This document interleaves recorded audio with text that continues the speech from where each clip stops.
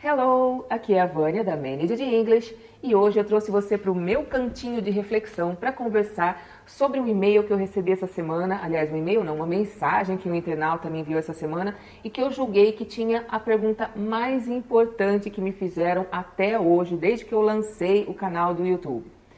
Bem, para vocês entenderem, eu gravei um vídeo falando sobre o sotaque, o problema do sotaque brasileiro, que o brasileiro tenta esconder a todo custo, às vezes sem ter um porquê. E todo mundo discutindo, esse vídeo já tem mais de 200 mil acessos, visualizações, todo mundo discutindo sobre isso. E esse internauta me perguntou, o que é mais importante então? Ter um sotaque britânico ou americano, ou seja, um sotaque nativo, ou ter fluência na língua? E eu posso dizer com certeza absoluta que ter fluência é muito mais importante. Porém, depois de eu ter dado a resposta para ele, eu pensei no seguinte: será que essas pessoas todas que estão lendo esse recado vão entender qual é a diferença entre sotaque e pronúncia? Porque todo mundo confunde, e aí vai achar que pronunciar correto também não é necessário. Então eu decidi fazer esse vídeo para falar um pouquinho sobre isso. Vamos lá, só para vocês entenderem o que é o sotaque, porque eu estou vendo muito professor explicando errado o que é o sotaque, aí o aluno tem uma visão errada do que é, e vira aquele jogo de a pessoa acha que está falando de sotaque, mas está falando de pronúncia, o outro acha que está falando de pronúncia, está falando de sotaque. Vamos decidir o que é isso, para depois a gente falar da fluência. Sotaque o que é? É o jeito, aquela cadência que a pessoa usa numa determinada região, num determinado país. É quase como uma maneira de... É o canto que você tem quando você fala uma sentença. Como exemplo, eu vou dizer assim, aqui no estado de São Paulo, no interior, onde eu tô, em Americana, depois Santa Bárbara, Piracicaba, Capivari, que a gente puxa um pouquinho, certos sons e tal. Se eu for falar aqui no estado de São Paulo, eu vou dizer, você pode abrir a porta para mim? Se eu estiver no sul, além de eu trocar o você por tu, que aliás é mais correto, inclusive, eu vou dizer, tu pode abrir a porta para mim? Então, não é? Você pode abrir a porta para mim? Tu pode abrir a porta para mim? Então, me desculpa, pelo amor de Deus, pela minha imitação fajuta do sotaque do sul, mas é uma tentativa das pessoas verem qual é a diferença, tá? Então, por favor, não me crucifiquem. E no Nordeste? O Nordeste tudo tem aquele jeitinho deles, tal, e vai incluir, inclusive, mais alguns acessórios nessa frase. E aí eu vou falar, minha linda, você pode abrir a porta para mim? Pronto, mudei. Bom, mas vocês podem notar que, além dessa cadência, da maneira diferente de falar, você pode abrir a porta para mim? Tu pode abrir a porta para mim? Tu pode abrir a porta para mim? Então, maneiras diferentes de falar, depende da região que você está no Brasil. Ainda tem um jeito diferente de falar a palavra porta, Porque porta aqui para mim, porta em São Paulo, porta no Rio de Janeiro. Esses sons diferentes, nessa maneira de pronunciar esta palavra, aí sim eu estou falando da pronúncia. Eu não estou falando do sotaque, que é essa cadência diferente que cada região tem. O inglês tem uma cadência, o americano tem outra, o neozelandês tem outra, o canadense tem outra, e todas elas estão corretas, logicamente, dependendo de com quem você está falando. Mas a pronúncia, bem, aí eu tenho pronúncias e pronúncias. Eu tenho pronúncias diferenciadas de uma palavra, mas todas elas colocando a sílaba mais forte no local certo. Então, por exemplo, quando eu digo porta, ou porta, todas elas, a sílaba mais forte é o por. Então, está certa essa maneira de pronunciar. Agora, se eu dissesse portar, aí eu estaria pronunciando errado. Aí sim é um problema de pronúncia. Vamos a mais alguns exemplos? Por exemplo, em português eu tenho a palavra rubrica, que muita gente fala rúbrica. Pô, eu estou falando de um brasileiro mesmo, que nasceu e está falando em português a vida inteira dele. Porém, quando ele abre a boca para falar essa palavra, ele fala errado, ele está pronunciando errado. Não é que ele não sabe a língua portuguesa, mas aquela palavra ele está dizendo errado. Ele entende todo mundo, ele fala com todo mundo, mas na hora que ele abre a boca para falar aquela palavra, ele está pronunciando errado. E mesmo assim ele é compreendido pelas outras pessoas, Bem, vamos lá. E aí, então, vamos dar uns exemplos da pronúncia fora do país, a pronúncia de palavras em inglês. Se eu estiver nos Estados Unidos, eu vou falar city. Na Inglaterra, city. Butter, butter. Better, better. Butterfly, butterfly. Então, o T, que no inglês americano eu tenho a regrinha. O T entre duas vogais pode se tornar o som de R. Por isso, better, city, butter. Em compensação, o T na Inglaterra tem som de T mesmo, não vai mudar. Outra, a palavra YouTube. YouTube, eu vou dizer nos Estados Unidos, vou dizer na Inglaterra. Inglaterra faz parte do Reino Unido. Reino Unido é formado de Inglaterra, Irlanda, País de Gales, Escócia. Se não me engano, na Escócia, eles não dizem YouTube, eles dizem YouTube. Ah, você está mentindo, isso não existe. Para calar a boca das pessoas que querem gerar essa discórdia, eu deixei na descrição do meu vídeo no YouTube o link de um cara que é nativo, que tem um canal famoso, o David tem um canal famoso no Reino Unido, e a pronúncia dele, como nativo de uma determinada região, é YouTube e não YouTube. E tem outras palavras que são pronunciadas diferentemente, dependendo da região que você está. Então, por exemplo, nos Estados Unidos, eu digo para minha agenda, para minha rotina, eu vou dizer schedule. Na Inglaterra, eu vou dizer schedule. Bem diferente, né? Schedule, schedule.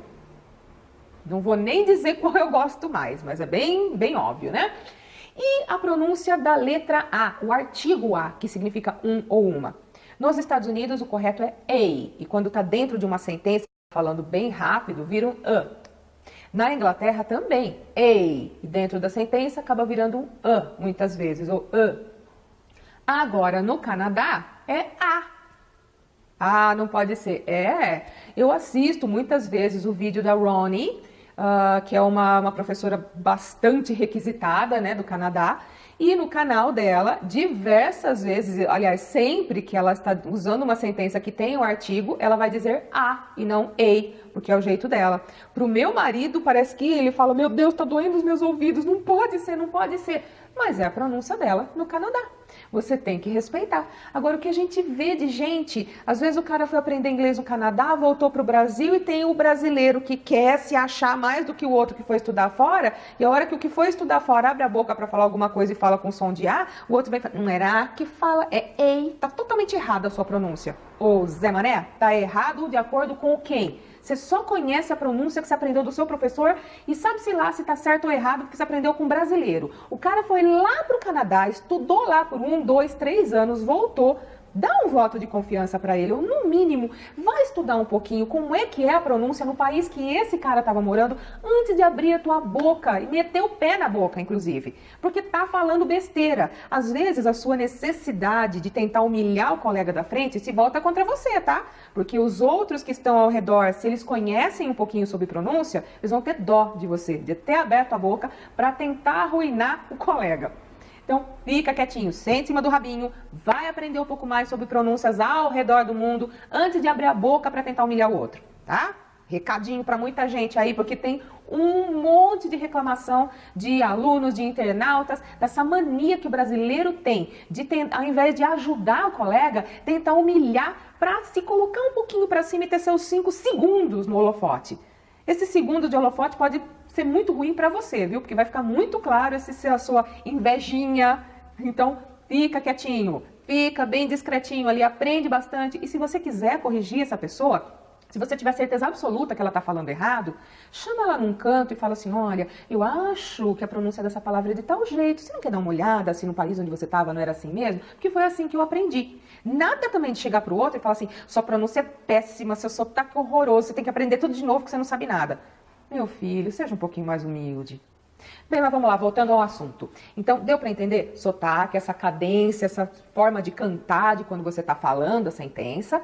Pronúncia vai ser em cima de palavra, não de sentença. Aí você tem palavras e você tem que saber como pronunciá-la corretamente. E, por último, temos a fluência. Mas o que é a fluência, então? A fluência é a aquisição, é o conhecimento de muito vocabulário, é ter muito vocabulário. E por que é tão importante? Porque não tem diretor, chefe, gerente nenhum que queira fazer uma reunião que podia demorar 40 minutos, acabar se tornando uma reunião de 2 horas, porque a pessoa que está na frente dele para fazer essa reunião não consegue formular a sentença inteira sem parar o tempo inteiro para consultar outras pessoas que estão na reunião, ou para consultar um dicionário, ou o próprio diretor está na frente dele, que é um nativo de outro país. Eu trabalhei muito tempo como secretária, tive contato com gente de muitos países diferentes. Então, Siemens, Fanuc, MDSI, Bosch, 3M, IBM, Snap-on, que mais? Tecumseh, muitas empresas não só dos Estados Unidos, mas de outros países e que tinham muitas vezes pessoas fluentes, apesar de não serem nativos. Quando eles vinham para as reuniões aqui no Brasil e já estavam acostumados, já tinham mais contato comigo, às vezes, quando eu estava arrumando a sala de reunião ou os levando até a sala de reunião, eles me perguntavam: quem vai fazer a apresentação hoje? Ah, vai ser o fulano e o ciclano. Ai, não tinha jeito de colocar uma pessoa com um pouco mais de conhecimento de inglês? E aí a gente conversava muito sobre isso, né? No caso, porque eu sou professora há muito tempo, eu tinha interesse em saber um pouco mais sobre isso. Então, mas por quê? O que está acontecendo? Ai, não, olha, o fulano é uma ótima pessoa, dá para notar que o conhecimento técnico dele é excelente, mas toda vez que tem reunião com ele, ele para muito para tentar lembrar que palavra tem que colocar para concluir a sentença. E nessas milhões de paradas que ele tem, ele acaba deixando essa reunião muito longa. Uma reunião que poderia demorar 30, 40 minutos, acaba demorando 1h30, 2 horas. E eu tenho um tempo exato para estar aqui porque eu tenho reunião em outro lugar. Se eu não conseguir terminar a tempo, eu vou ter que parar antes do fim para ir embora, porque essa outra reunião também é muito importante, é um negócio muito grande para minha empresa. Então, olha que situação chata, né? Às vezes, eu não tinha nem o que falar, eu não posso chegar lá e falar: fulano, sai daqui que você não serve para fazer reunião, que você não fala inglês direito, você não tem muito conhecimento de vocabulário.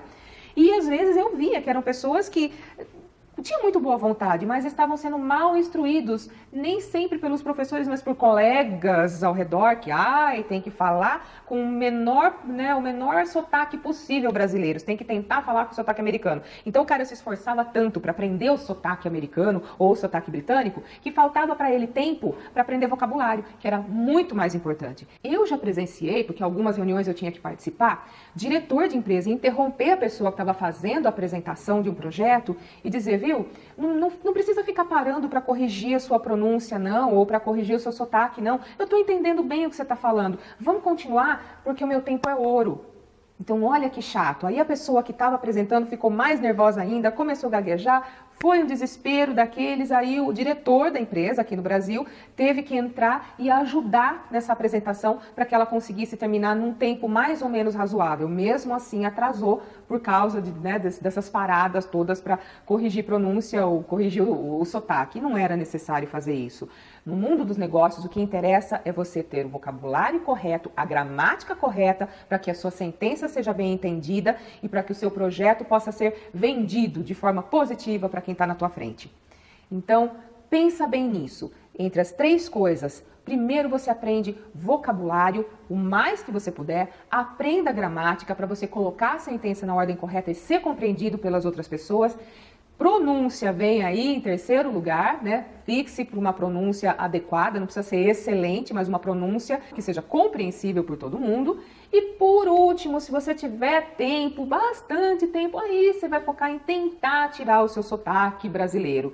E mesmo assim eu diria, para você perder o sotaque brasileiro e não parecer uma coisa falsa, made in Paraguai, você precisa conviver com nativos por muito tempo e aí, gradativamente e naturalmente, você vai adquirindo esse sotaque americano ou britânico ou canadense, seja lá de onde for, mas de forma natural, sem parecer caricata e sem parecer ofensivo, porque às vezes eu já vi acontecer do brasileiro tentar imitar o sotaque do cara que estava falando e pareceu tão caricata, tão forçado, que o nativo parou, olhou para mim e perguntou: cara, ele tá tirando sarro de mim? Não, desculpa, é que ele tá tentando imitar o jeito que você tá falando. Por quê? Tem alguma coisa errada do jeito que eu falo? Não, é porque o brasileiro tem mania de querer esconder o sotaque brasileiro dele e adquirir o sotaque do outro. Aí o cara olhou pra mim e falou assim: estranho? Pra quê? Pra quê, né? Eu também pergunto, pra quê? Então, pensa bem, foca no vocabulário, aprende bastante, tenha pelo menos um bom conhecimento, não sei se é excelente, mas um bom conhecimento aí da gramática, e aí você vai focando nas outras coisas mais pra frente. Eu espero que essa reflexão toda tenha te aberto um pouquinho os olhos, tenha deixado um pouco mais claro a diferença entre sotaque e pronúncia, para entender que nenhuma delas é superior à fluência. Portanto, eu colocaria em primeiro lugar a fluência, em segundo lugar de importância a pronúncia, e em terceiro o sotaque. Se der tempo, se não der também não tem problema, você é quem você é, todo mundo sabe que você é do Brasil, não vai ter muito como esconder. Ah, mas eu sou loirinho de olho azul, mas o seu jeito, a sua cultura vai te entregar, meu filho, então não tem muito por que ficar escondendo. Então, essa é toda a reflexão que eu queria fazer hoje. Eu espero que você tenha uma semana excelente. And I hope to see you here next week. Bye!